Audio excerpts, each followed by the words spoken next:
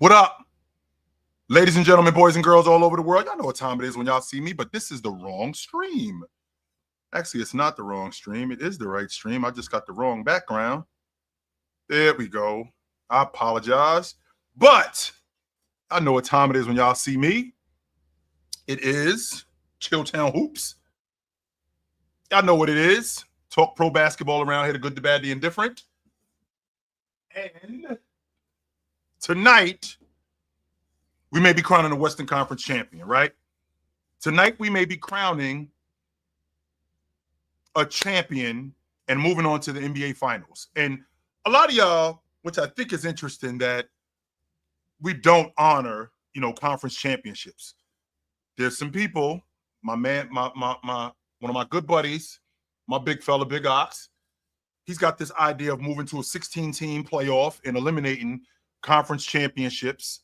I'm not one of those people, but I'm down to try it, right? I'm down to try it off the strength that let's see if we could get let's see if we could get something different, right? Let's see if we could get something different. So with that being said,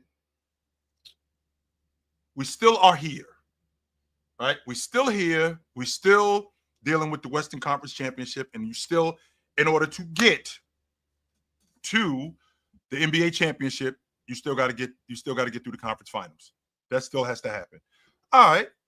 So with that being said, right? So with that being said, we're in a space now where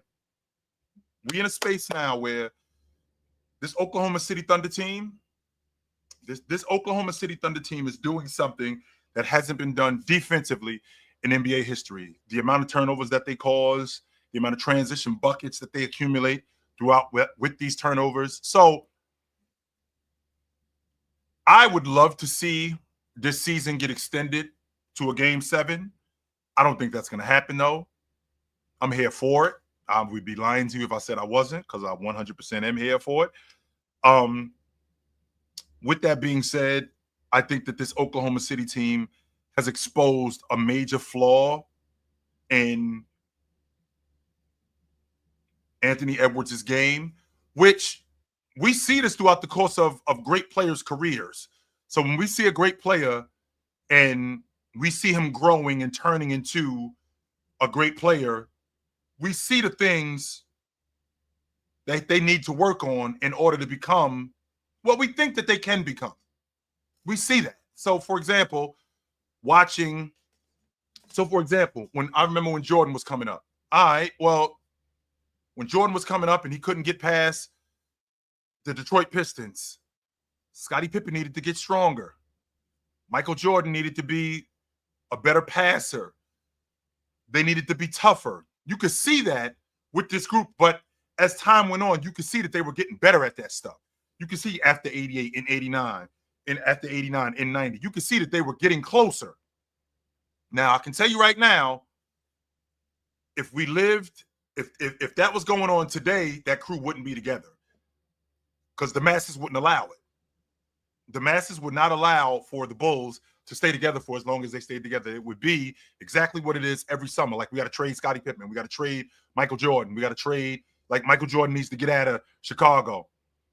He on the team with a bunch of nobodies. He has no help. It would have been stuff like that. That would have been going on. So with that being said,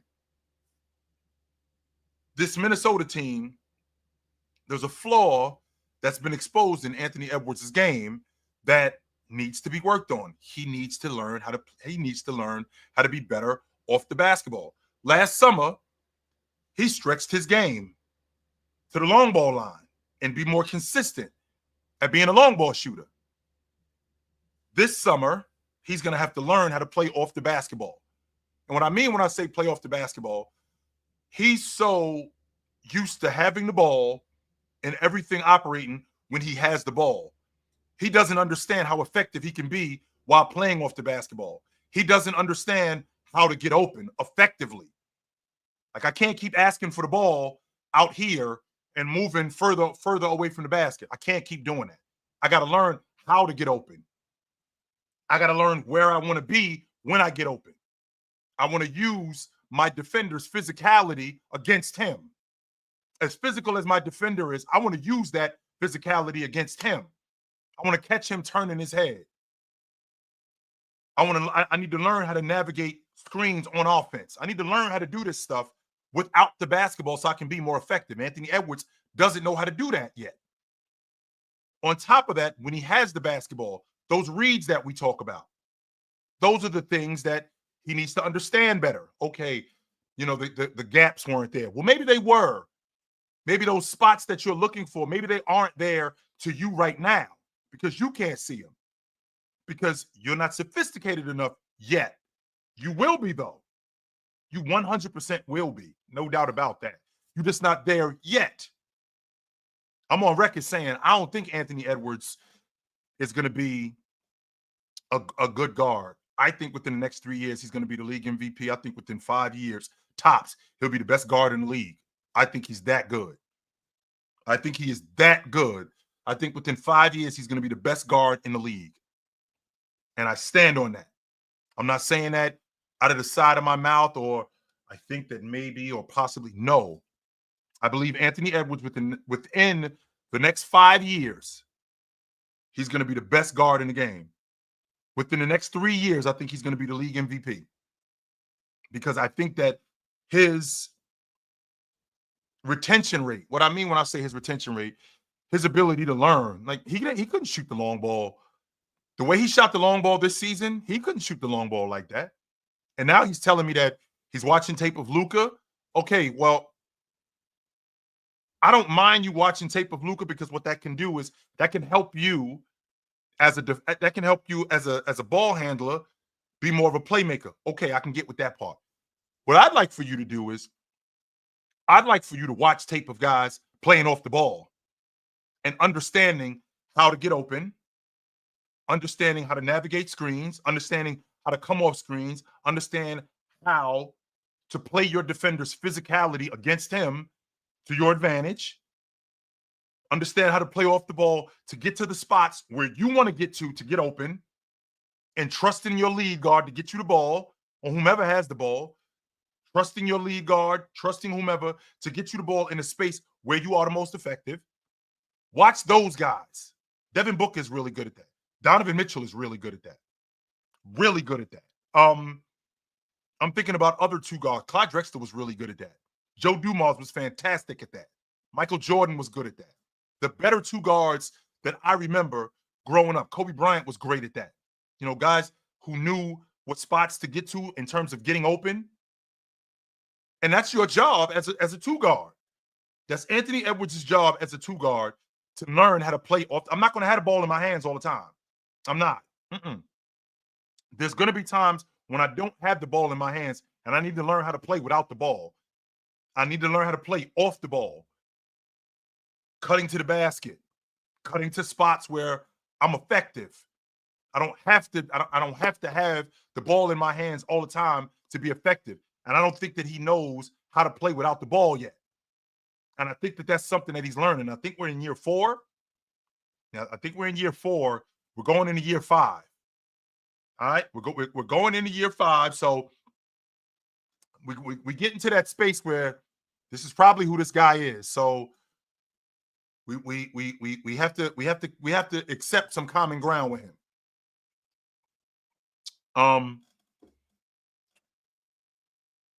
My man Smokey hits me with the chat. He says, chill. Hope you're good, brother. Look for the Raptors next season. They're gonna be this year's Detroit in the East. We can't be calling them trash next season. That's interesting. That is really interesting. But I'm confident that Anthony Edwards is going to learn that. Now, what I also recognize is what we do when we have guards who look like they're becoming the next great guard. Immediately what happens is that guard gets compared to X guard from the past. And what we do to make it worse is we compare him to that player. Like, he's this good of a guard, instead of SGA is the guard of this era. Anthony Edwards is the guard of this era. Like, he doesn't have to be Michael Jordan. He doesn't have to be Kobe Bryant, right? He doesn't have to be that. He could just be Anthony Edwards, the generational guard of this era. Of course, you're going to compare him to the guards of the past, but in this era, in this style of play, what this generation, what sets SGA apart from the other guards in the game? I'm not going to get into what makes him better than Kobe Bryant or what makes him as good as Michael Jordan or James Harden. Nah, what I want to talk about is what sets him apart from the rest of the guards in this era. What makes him better than Anthony Edwards? What makes him better than Donovan Mitchell? Right? What clears him? What separates him from Devin Booker? Why are him and Jaylen Brown not in the same category in terms of guards? I ain't even talking about lead guards. I'm just talking about guards, period. Why aren't they in the same conversation? What's the separation between him and Luka? And what I find myself doing is I find myself getting wrapped up in the scoring guard when I'm a huge fan of the Stocktons of the world, even though I don't want to use the word Stocktons plural, because there aren't any players like Stockton. Oh, there aren't any guys like him. Stockton was elite on both sides of the ball. He was efficient on both sides of the ball. That's who John Stockton was, right? So I say that to say, if I've always been in love with the conventional lead guard, and you guys are telling me that, yo, that guard isn't as effective today, well, that's Tyrese Halliburton. That's Trae Young. That's guys like that. That's guys who will get off the peel. That's guys who will pass. That's guys who are effective. And we live in a copycat league, guys. So with living in a copycat league, I can tell you right now, if this formula works, there's going to be teams that see this and go, we need that. Now, we might not be able to get Tyrese Halliburton. We might not be able to get Trae Young, but we need something like we need that kind of mold. That's what I'm looking for. So with that being said, I should be more into Tyrese Halliburton than I am. And I'm going to get more into him. And the reason why is because he is everything, right? He is everything that the conventional point guard, he is everything about a point guard that I love. Right? He is everything he is everything, even though he's not elite on the defensive side of the basketball, he is everything that I love about a point guard. How he controls the pace of the game, not only how he controls the pace of the game, not only how he controls the pace of the game, how smart he is with the peel, not just how smart he is with the peel, how decisive he is when he makes a decision. It's not no. He knows exactly where he's going with it. He knows exactly who he's getting the ball to. He knows exactly where he wants to go. And a decision is made. And he's there, right? So with that being said, I should be way more into him, and I will pay a lot more attention to Tyrese Halliburton next season than I have. Because I want to say probably 2 or 3 years ago, I said that Tyrese Halliburton, I said that I think that he's going to be in the conversation as the best lead guard in the game. And I feel like we're approaching that. I do. I feel like we are approaching that conversation. I don't think that Tyrese Halliburton is. I don't think that he's paid attention to as much as, like I said, as much as I feel like I should have. Now, don't get me wrong. I still think Luka is at the top of the food chain just because of how good of a scorer he is, but I do think that you could be a better scorer or a better player than a player, but that dude would be a better lead guard or two guard than you. I'm on record saying I think Havlicek is a top 20 player all the time. I think Scottie Pippen was a better small forward than him, though. I think Havlicek was a better player. I think Scottie Pippen was a better small forward. I think that Steph Curry is a better player than John Stockton. And there's no way that I will ever argue Steph Curry being a better player than John Stockton. I think John Stockton was a better lead guard than Steph Curry. I think that that's the difference, right? I do. I do feel like that with players being, I feel like with players being that, right? I feel like with players being that, right? I feel like with players being that, I have allowed myself not to decipher the two and allow Tyrese Halliburton to be that lead guard that I think he is. I mean, I think Jalen Brunson is a better player than him. I'm not going to argue that. I do. I think Jalen Brunson is a better player than him. And I don't think that as a lead guard, a guy that I want to give the basketball to and I want him to run my unit, I'm not doing that over Tyrese Halliburton. I'm not. I can't do that. Not because I don't think Jalen Brunson is a better player. I just think that with the style of play that I'm interested in, the distributor that I'm looking for, I'm giving the ball to Tyrese Halliburton. He had 12 assists and 1 turnover. Not only did he have 12 assists and 1 turnover, he had 11 assists and 1 turnover. I want that dude running my crew. That's the dude I want running my crew.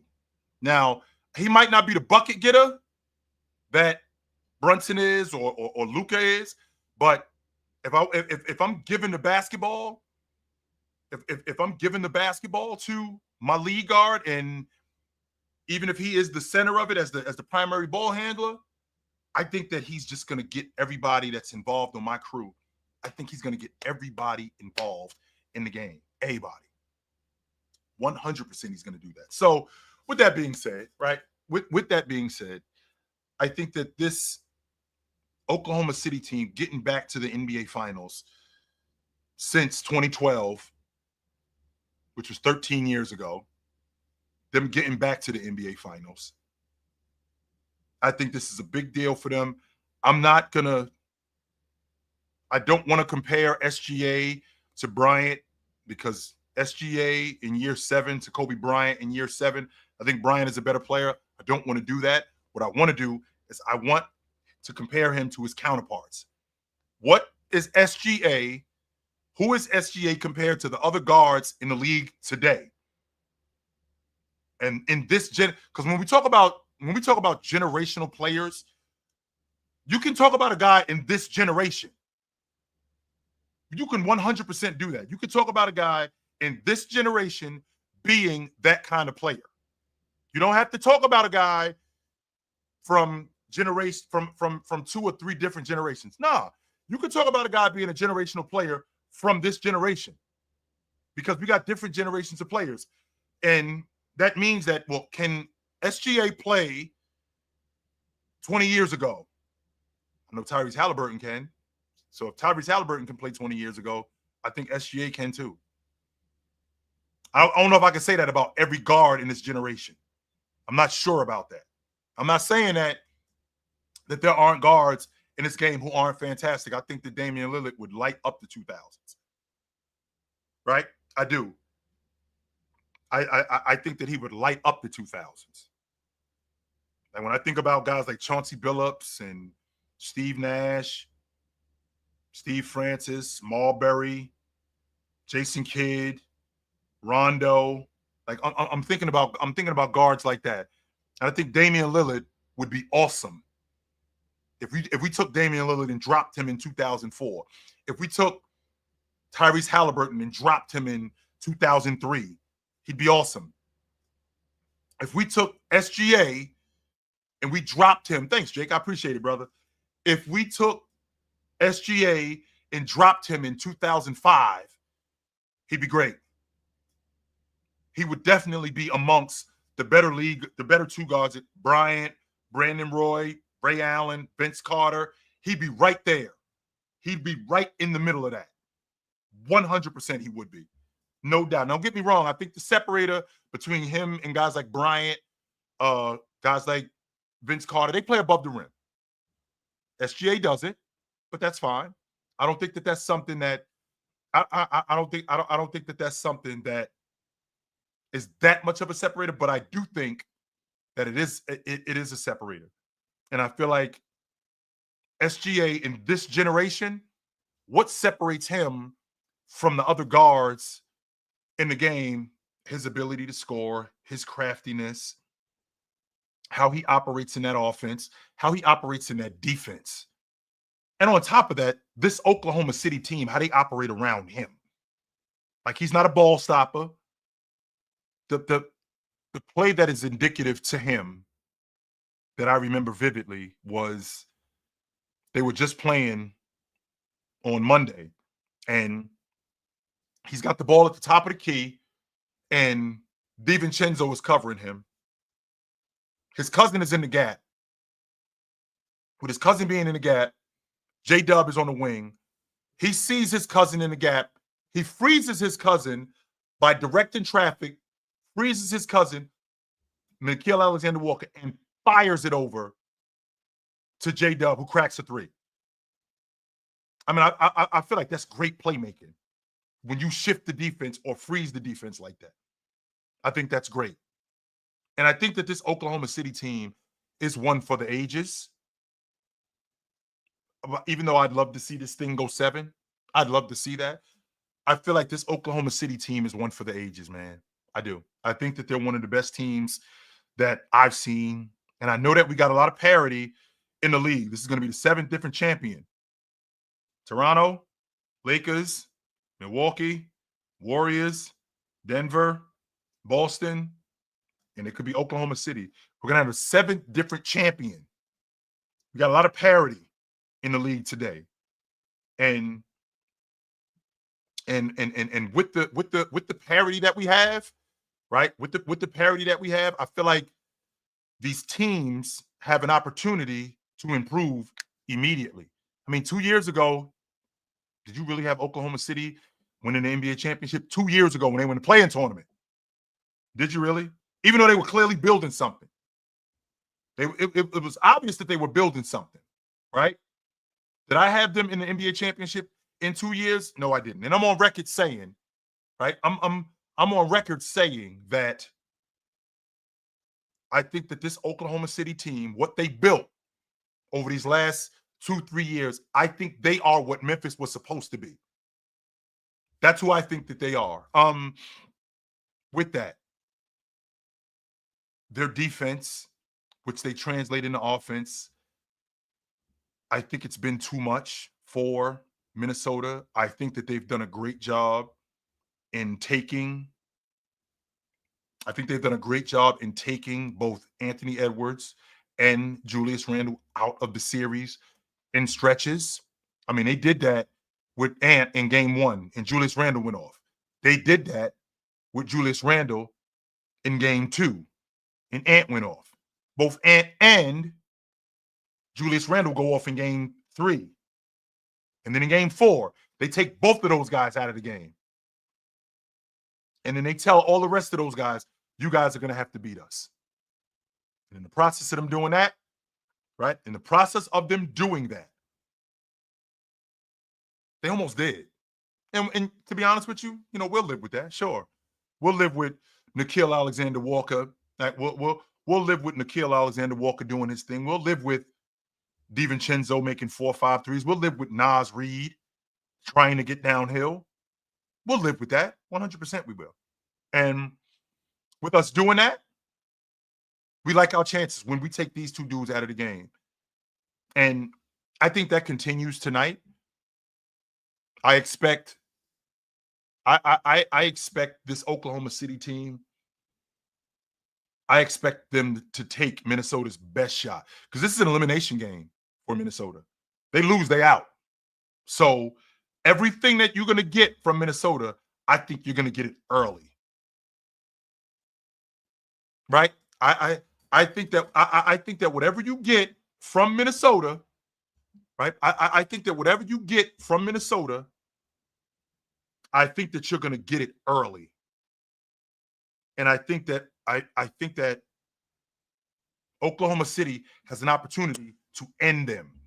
Because if you take their best shot, right? If you take their best shot and you thwart them, you break them.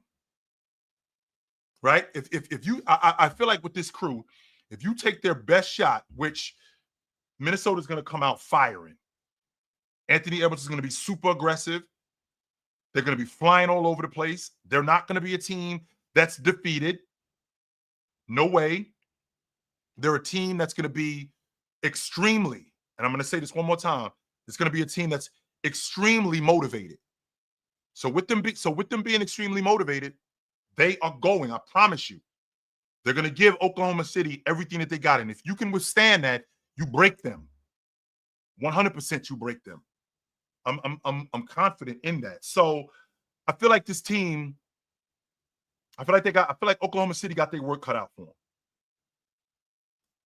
I do. I feel like they got their work cut out for them, and we're gonna see. Right? We are going to see. But I want to talk to the people for a little bit, and then I'm gonna get to it. So what do you guys think tonight?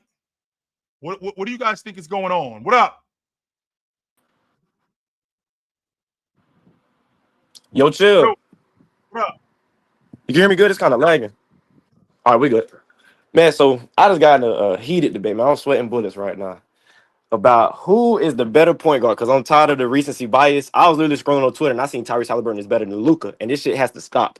Who is better, Ja Morant or Tyrese Halliburton? Who are you taking? Between Ja Morant and Tyrese Halliburton.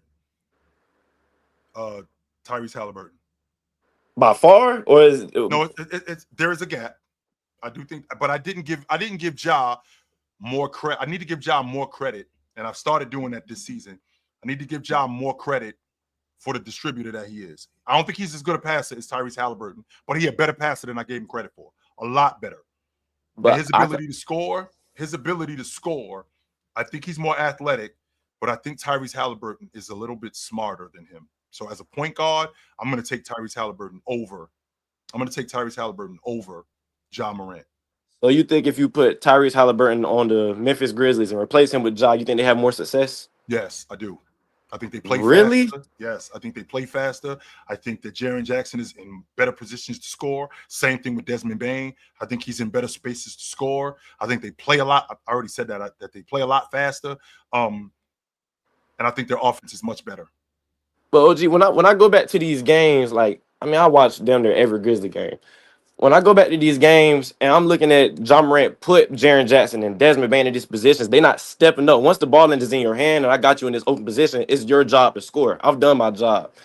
And I don't think that the Grizzlies as a whole team is stepping up. But I'm looking at Ja's performances. I'm talking about the 47, 8, and 10 against Golden State, the 45-point performance against the Lakers.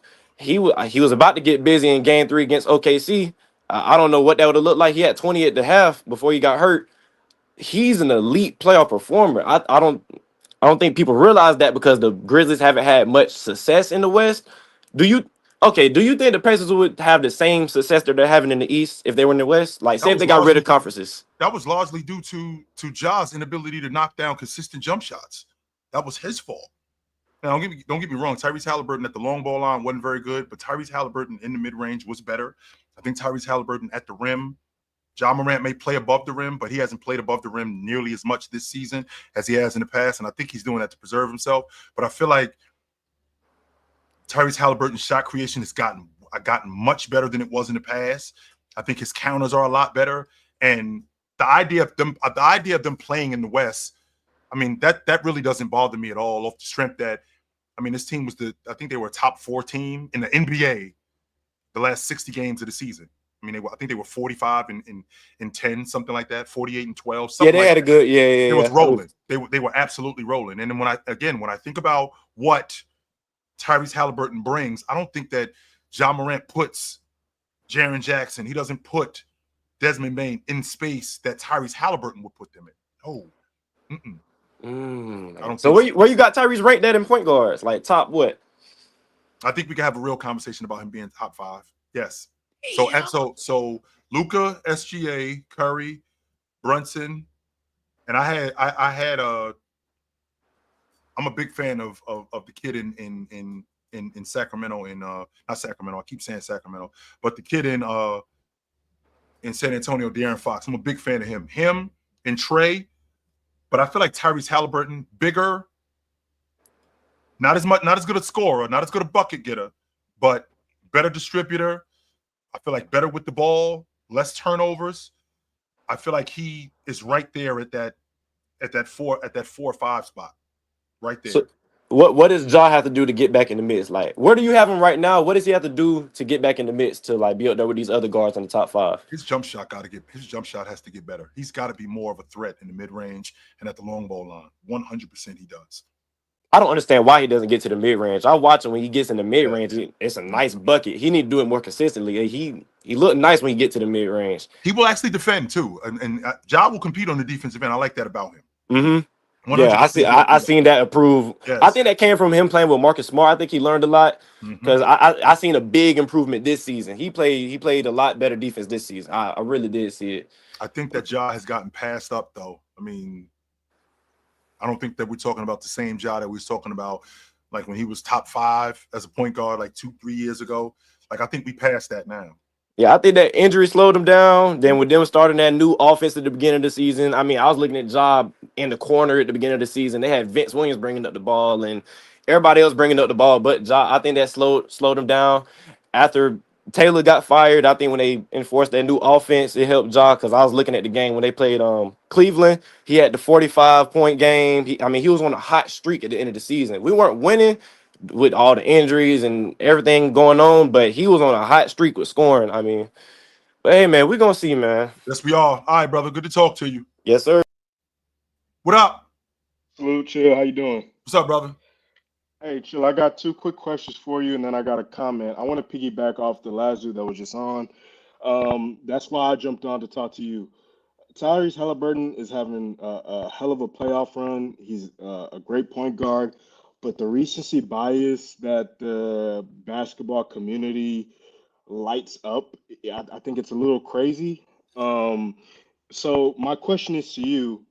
I don't know if y'all have talked about this. In the next 5 years, if you had to pick a point guard to start your team, would you rather pick Cade Cunningham or a name you didn't mention with this guy previously, or Tyrese Halliburton? Halliburton. I just think he's better as a league guard. I think we live in a space, and this isn't recency bias. Tyrese Halliburton is an all-pro. I care about what you've done in the past. I care about what you've done. I care about what you've done over the course of years. I'm not just living in what you did right now. I'm not one of those people. That's why I feel the way I do about Jason Tatum. I don't care that, you just got busy in these playoffs. I care about the fact that Julius Randle has always been a damn good player. Always been a damn good player. It's just now he's putting it together in the playoffs. But he's always been awesome.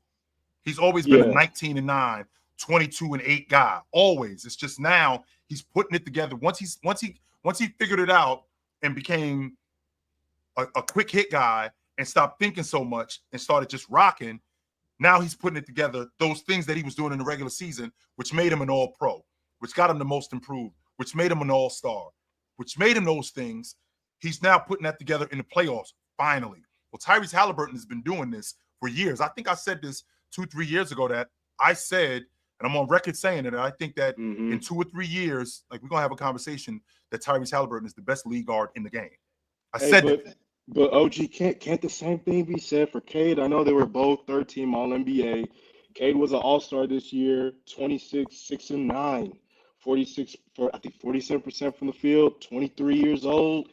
I mean, and you got to remember, there were games in the regular season where we looked at Tyrese and 8 points, and the confidence was one thing for sure. But Pascal, he ended up being the all-star representing them, and he was really the lead guy for most of the games. But like I said, I mean, Tyrese has turned it on in the playoffs, and he is the guy right now. But I just feel like Cade has had a better year and looking upwards because he's not playing with another all-star on the Detroit team. Nope. And the flip that they made from last year to this year and say what Cade did right now, I mean, can't you project that Cade? Can't you make an argument that Cade is just he's Well, make it projected then. to? Let's hear it. Why is Cade 5 years from now? Why is Cade better than Tyrese Halliburton? Go. Well, right now, just looking at from last year to this year, he's escalated his points. He's up to 26 points per game. He was an Which is all-star. now before you go any further, stop right there, Uh-huh. BD. So Yeah. he went from 25 and a half to 26. So that's not that much of it. That's not that much of it. Or 20, he went from 23 to 26, something like that. Well, 23, he went from 22 and a half to 25, something like that. It really wasn't that, it wasn't that huge of a gap, but keep going.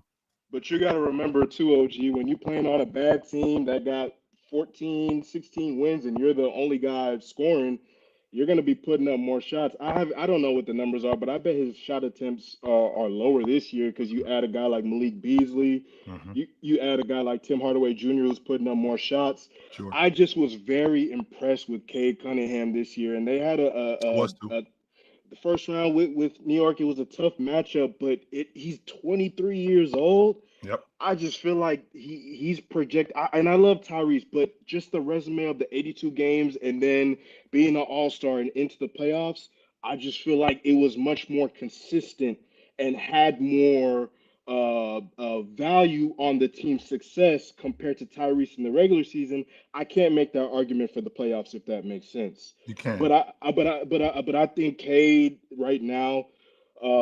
I would take him, but you can make an argument for Al Halliburton. But I just think the 100%. recency bias that these guys are taking it's crazy. So first of all, let's discuss this recency bias that you're talking about. So again, Cade Cunningham, he basically just came on the scene. So let's start there. Tyrese Halliburton has been an all-star in the past. Tyrese Halliburton has been an all-pro in the past. So this isn't a guy who just showed up. Cade is the one who just showed up. Let's be clear about that. He was on a team that was awful last year. He got hurt the year before that and missed almost the whole season. So Cade is the one who just showed up. Tyrese Halliburton has been doing what he's doing now. He's been doing this for a number of years now. This is the same Tyrese Halliburton who had a stretch last year where he went 20-20, and he went 20-20 with one turnover, 20-10 with no turnovers. There isn't a distributor in the game who's taking care of the basketball better than him. 100%. That's the essence of the lead guard. Now, I can appreciate you talking about Tyrese, and I can appreciate you talking about Cade Cunningham as a bucket getter, 100%, because you can't survive in this league today if you can't score. But Tyrese Halliburton, 100% can do that. He showed you that last night. And not only in the playoffs, he showed you that throughout the course of the season. Sure, I might have an 8-point game here. Sure, I might have an 11-point game here. But I've also seen Cade Cunningham turn the ball over 10 times in a game. You're not helping us when you do that. That's true. You're not doing that. So, again, when I think about Cade Cunningham, and I think about what he's going to be, I love his prospect. But if I'm giving the basketball to this guy and I want him to run my unit, it's Tyrese Halliburton. That's fair. That's fair. I got one more quick question for you, one comment. With maybe this question will be better to ask you in a couple of weeks, but right now, currently, is Sam Presti in the same class as a Pat Riley, Jerry West, and Jerry Krause, just based off what he's built in Oklahoma City? No, because they haven't won. Okay, that's the one point. Okay, some people are putting that out, but he hasn't won. Nope. Okay. Yep. Last comment I want to make to you. I don't know if you remember 2 years ago, I jumped on your stream and I told you that the Knicks in a year or so are going to trade for Karl Anthony Towns. I'm gonna say this right now: if they don't win tomorrow, if they don't win tomorrow, do not be shocked if they try to make a play for Devin Booker. Devin Booker has ties to CAA. Look who his agent is. Look who he represents. I'll leave it at that, and I know where to find you, OG. Appreciate it. Good to talk to you, brother. Out. What up? Yo, what up, Chill? What's up, brother? What's up? What's up? Yeah, I'm these playoffs, man. I don't even know how I feel about like best player rankings anymore because and I'm starting to see like the depth on the teams is more important, and I'm starting to praise more like players that other players can play good around you too, rather than just an individual player. And I actually think that if the Pacers see OKC in the finals, I think the Pacers are going to beat OKC. I think it's going to be similar to last year's finals. how the Celtics handled Dallas in 5 So because you got them Dallas is swerving a Oklahoma City. I actually do. I had them serving them in 5 or 6 because I think that the OKC like Dallas, they do play great defense, which is a plus, but they offense is still heavily predicated on one player. And although OKC defense is good, I don't think they are suited to play a team like the Pacers. That it's a bunch of guys on that team that can go off. I don't think anybody on the OKC can stop Pascal Siakam.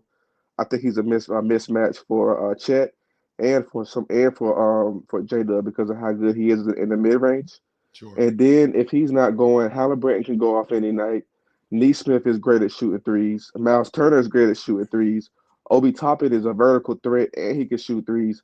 I don't think that OKC is suited for that. I think they're good at stopping ball dominant individual players in the West, like a Jokic, like an Anthony Edwards, like a Ja. And I don't think they're built to be a team like Indiana.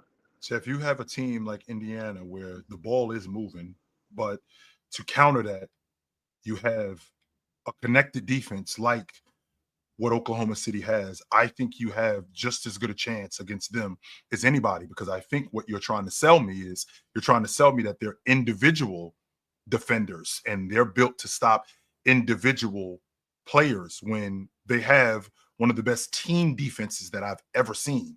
I mean, they weren't individually trying to stop Joker. That wasn't what they were doing. As a unit, they knew that they had to jump him. Whenever Joker got the ball, or whether it was Caruso or it was Chet, when he would get into the lane, they would swarm him like a pack of bees. And now Joker was relegated to throwing the ball out to MPJ. He was relegated to throwing the ball out to Aaron Gordon. And then those guys would scatter and they would recover great. So even though you do have a bunch of guys in Indiana that are go-get-it guys, I think individually they can handle that. Lou Dort can handle one-on-one. Not only can Lou Dort handle one-on-one, Caruso can handle one-on-one, but they can do it within the team concept. And I think that's what helps them. I feel like Tyrese Halliburton, he is going to be tested the most. If they end up getting by the Knicks, I think this would be a great test to see how good I think he really is, just as a distributor. Now, to say that, I wanted to pose the question to you. Take Tyrese Halliburton off this crew and put Cade Cunningham in this offense. How much different do they look? Yeah, I don't think Indiana is as good as if you replace Tyrese with Cade. Why I not? think that with Cade, I think that the ball would probably stick a little bit more to him. And I just think that I don't know. I just think they would play different with Tyrese. And one thing that's impressed me with Tyrese as well is his off-ball defense. I didn't know he was that good. Well, I did know he was that good because he did it in the Olympics. But he's great at playing the passing lanes. Yep. I haven't really seen Cade like play the passing lanes like that, getting those quick transition buckets off steals. So I don't think that the Pacers. I think that Tyrese's pace. I don't think they would have that same pace with Cade. I don't think so neither. I just feel like Tyrese Halliburton, I just think he puts you in different spaces to score. I feel like he puts you in different spots to be able to score. I think he orchestrates the offense way differently than those other guys do.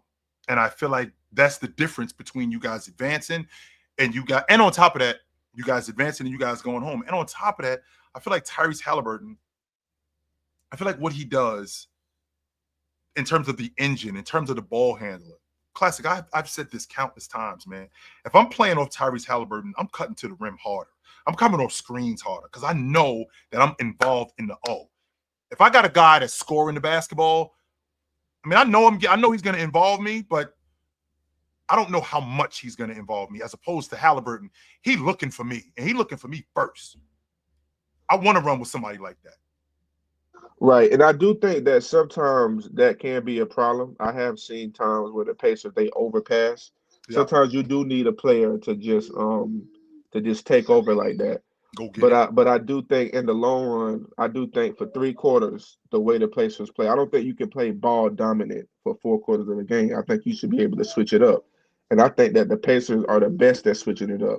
You can get your other guys involved the first 3 quarters, and then you have Pascal or Tyrese that can take over in the fourth Sure. quarter. And as opposed to OKC, I don't really trust J Dub taking over a game in the fourth quarter. The only person I really think can take over in the fourth is going to be an SGA, and he can do that. I think SGA is going to average like 30 to 40 points, like closer to 40 points in the finals. But I think that plays into what the Pacers want him to do. They want him to score that many points, but they want to cool down those other guys. And I think that's why I think that the top teams in the East, I think they're better than the top teams in the West because they play better team basketball. Well, Which is like I think we already discussed that, Classic. I mean, for people to still be on this, the East is weak thing, like that goes in one ear and out the other with me. I think that narrative is so old. I understand that, like when you get to like 7, 8, 9, okay, sure. All right, we can, like the Miami Heat. There's a separation between them and like Minnesota and Sacramento. All right, I think I can get with that. But when you're talking about the top teams in the league, like I don't think that there's much separation between Cleveland and Houston. I don't think that there's much separation between the Knicks and the Lakers. No, I don't think so. Absolutely not. I don't. So, all right, brother. Good to talk to you. All right, man. And real quick, man. I'm back off on Rudy Gobert, man. I hope the Minnesota can win tonight, but I'm ready for him to get off of Rudy Gobert. But you have a good one, though. All right, brother. Yes, sir. What up? What up? OG, what up? What's up, brother? Hey, so OG, I got a few things. So I see everybody talking about the Pacers, which they are a good team. But why nobody? Have you heard anybody giving Carlisle, like Rick Carlisle, his just due? He is a championship coach. We've been talking about that, and okay. I mean, can't we say this? Can't we say the same thing about? I don't want to overrate Rick Carlisle because I think Rick Carlisle's a damn good coach, but yeah, Rick Carlisle won an NBA championship in 2011. 2011, yeah, that was but 15, it's still that was almost 15 years ago. It's the same thing as Doc Rivers, right? Don't forget, after he won that NBA championship, he didn't get out of the first round. No, it's the first year. He last year was the first year he got out the first round since he won the NBA championship in 2011. 13 years ago. Word. And then my other thing was speaking on Ant. So other than like the off ball movement, what else do you think he needs to work on? Because you still think he's going to be the best guard. I think you said in the next 5 years or 4. Within the next 5 years. Within the next 3 years, I think he's going to be the league MVP. Within the next 5 years, I think he's going to be the best guard in the game. And so, what else do you think he need to work on besides the off ball movement? The off ball movement, I think, is going to set up so many other things. I think that he needs to be more consistent in his mid range. I think he needs to trust his mid range a little bit more. I think that his ball handling and his perception, not depth perception, that's not what I'm saying. I think that his ability to play, make, and process defenses with the ball, he's definitely got to work on that. Understanding who to get the ball to, when to get him the ball. I've seen different times, and I know that I sound like such an old head, but I've seen so many different times when Rudy is diving to the basket and he's wide open underneath the basket. Yeah, and he don't get it to him. And I'm thinking to myself, and I know I sound crazy, but I know I sound crazy when I say this, but I'm thinking about Magic is getting him the ball. Oh, easily. Yeah. Stockton is getting him the ball. Jason Kidd is getting him the ball. Steve Nash is getting him the basketball. He's putting him in space to score. Jordan is going to get him the ball. 100%. Yeah, that's an easy two. Easy. Yeah, easy two. Easy and two. I don't think the game has slowed down for Ant. So those are the things that I feel like he needs to work on. Processing the defense a little bit more, understanding how to work off screens and to get open, and how to play off the basketball. I think that if he could get that stuff down, everything that I feel he's going to be that. And my last thing was, I know you've seen a lot of basketball. When it comes to OKC, have you ever seen like a guard rotation defensively like this deep when it comes to Dort, Caruso, Wallace, and like have you ever seen a defense like this? Guard wise, I want to say the Pistons, but they like when they had Chauncey and Rip and Tayshaun and Tayshaun and Lindsey Hunter coming off the bench, right? But they didn't have 6 guys. Yeah, that's what I'm saying. Like the Bulls didn't have when they had Jordan and BJ and Paxson, right? They didn't and Scottie Pippen and like those wing defenders. Like they ain't have 6 guys. No, like, they didn't. They just keep throwing it at you, pretty much throwing it at you. You know what I'm saying? I'm watching these dudes, TD, and it's times when I'm watching the game, and it looked like it's like 8 or 9 of them out there. You feel me? It I'm look trying to like they figure don't out where the drop hole off. is. I'm trying, and I've seen enough basketball that I do know how to process the defense. But I'm looking and I'm trying to figure out, all right, where's the gap here? What am I looking for? Where the Because drop off at? Like, it, cause it, it looks like it looks like it's 8 of them dudes, and they recover so quick. It's like, God damn, we got to get more ball movement. But when we yep, do that, they ship so quickly too. So man, they something else.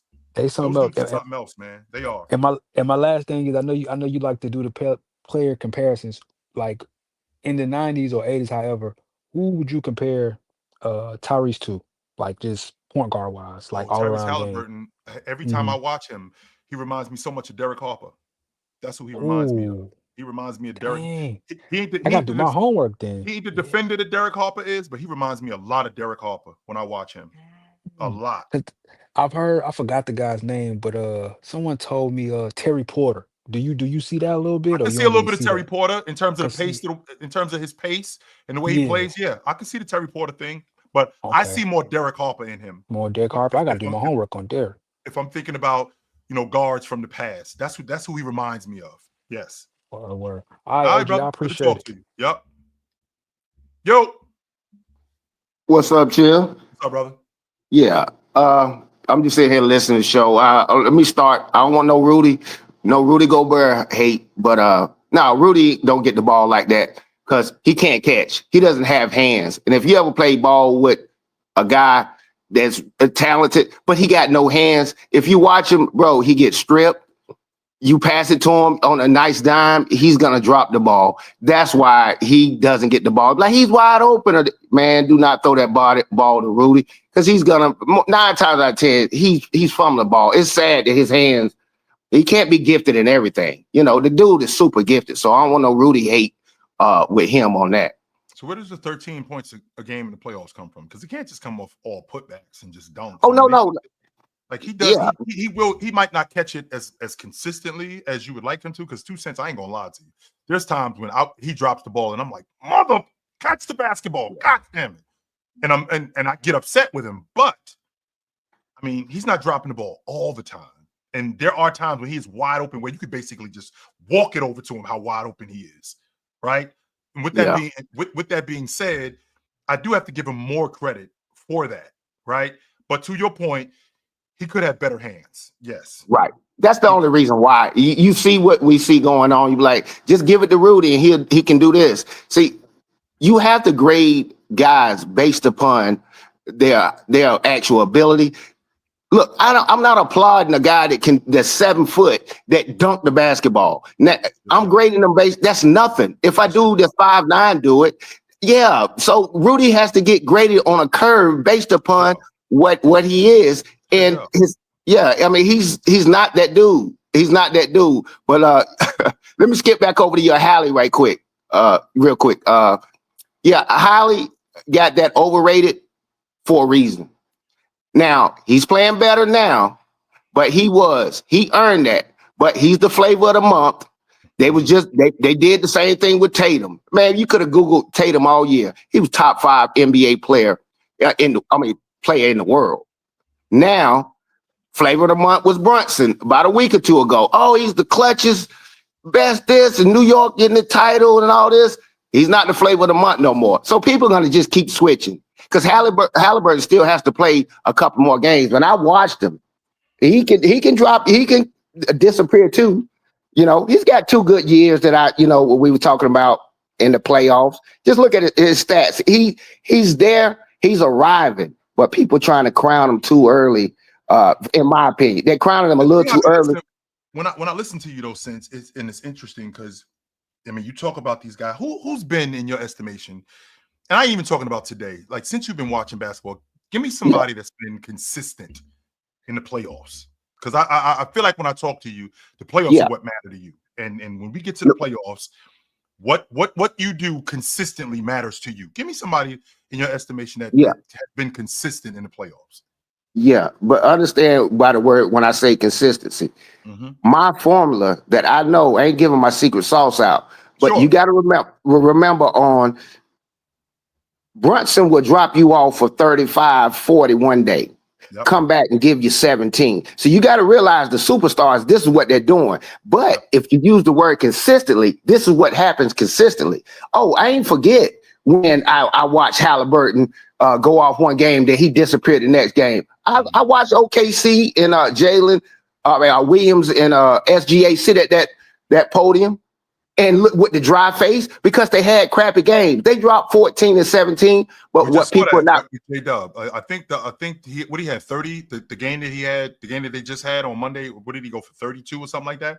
The game before that, I think he had like 11, something like that. Yeah. It happens, but that's the consistency. I understand the line of consistency. If I see my star player come out there and drop 43 and on a great game, oh my God, the next game, you better take the under because he might give you 17, he might give you 14. And that's what's been happening consistently with the stars. So don't even expect it. That don't mean they garbage, but they'll talk junk about them like they are. But if you look at the trend, when you get a chance, just look at the numbers. Like, yeah, no, I get it. I get it because essentially what you're telling me, this is how averages work out, right? Exactly. So this is exactly how averages work. This is how a guy averages 28. This is how a guy averages 25 because he might add 18, but then the next night he go for 37, and then he'll go for 22, and then he'll go for 28. But I'm not going to consistently get 25 every night. Yeah, they're not going to do you like Porzingis. Porzingis averaged 19 points in the season, and then give you 4 points. See, that's how you get beat. When people do that, you're not even close to your average. You know, you got to at least be close to your season average because we're used to you giving this output, and now you're not giving it to us. Now we got to get it from someone else. And that's why some of these teams are not being able to produce, make it look formidable because I already know tonight, put your money on the Timberwolves, because it's a flip-flop game. When guys play horrible, the next game they come in and play good, and then the guy that did a good job, he's going to do bad. Borderline okay. I might get a 22 and 10 and 5 assist game from Julius Randle. I might get a 30 and 7 game from Anthony Edwards tonight. Yeah, they're gonna go nuts. Ridiculous. I don't know if that's yeah. That's how to look at the graph. But yeah, that's what's up, chill, man. Hey, I appreciate you, bro. Yes, sir. You know where to find me at, brother. What up? Why do you and Ox have a huge bias for the 90s and 2000s? Get with the new times or get out. Why are you here if you think that I have a bias for the 90s? Because I'm not going to change my logic.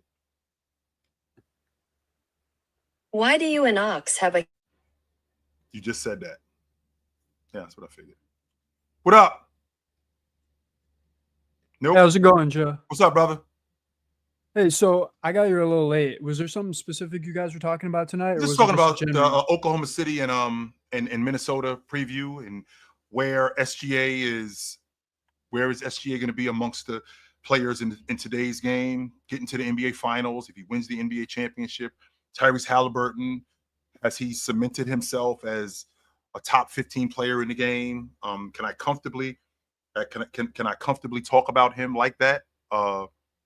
Stuff like that. Gotcha. Yeah. So I usually tune in every morning on the TikTok streams. I catch these ones here and there when I can, but I'm personally a Thunder fan, so I don't really like to give my opinions on that because I can admit that I'm biased sometimes. But I guess my question in general still about the Thunder, like when you look at their drafting recently, do you think any team's been able to hit the way that they have? Yeah, Houston has, and Detroit has. Yes, sir. Detroit got Jalen Duren in the draft. They got Isaiah Stewart in the draft. They got Ivy in the draft. He had some misfortune and he ended up breaking his leg. But yeah, there have been some teams that have hit in the draft. Yes. Yeah, like I said, I'm biased in general, but like I was talking more like in terms of the spot that they had in the draft. Yeah. Like last year getting Topic at 12, getting Case and Wallace at 12, even though they traded for him.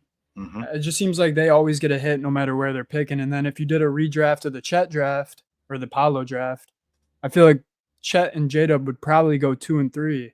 They definitely would go higher. No doubt about that. J-Dub would not be around at 12 when he picked. No, he would not be. That's what I'm saying. It seems like they get a hit at pick 12 every single year, and they got 14 this year. So, which is kind of crazy, BP, if you think about how they got that pick. That was that number 12 pick. That was the Clippers pick in the trade for SGA and Paul George. It's ridiculous. Yeah, and they ended up getting that. So good to talk to you, brother. You know where to find me at. Yep. Speaking of finding, guys, I'm going to find my way. I'm doing playback tonight. I'm doing the Minnesota OKC game at 8:30 tonight. So you guys know where to find me. I will be there. It was good to see you guys tonight. I am not hard to find. If you're looking for me, I'm on TikTok, 9 a.m., Monday to Friday. If I'm not there, you can find me on the panel every day from 11 to 2 on the Players Choice Network right here on YouTube. If you can't find me there, you can find me weeknights right here on Showdown Hoops Network. Hit the subscribe button, and it'll give you notifications when I'm live. If you can't find me here, me and my man Big Ox, we do it on Thursday at 4 o'clock on the Players Choice Network, Chill with Chill. We do it again Saturday at 12 o'clock. 12 o'clock Eastern. So I will see you guys soon. Until then, put on a suit, drink water, don't drink and drive. Hey, man, call your mother. When's the last time you talked to your mother? Call your mother. I will talk to you guys soon. But until then, take it light, but take it. Absolutely, man. It was good to talk to you guys tonight. This was awesome.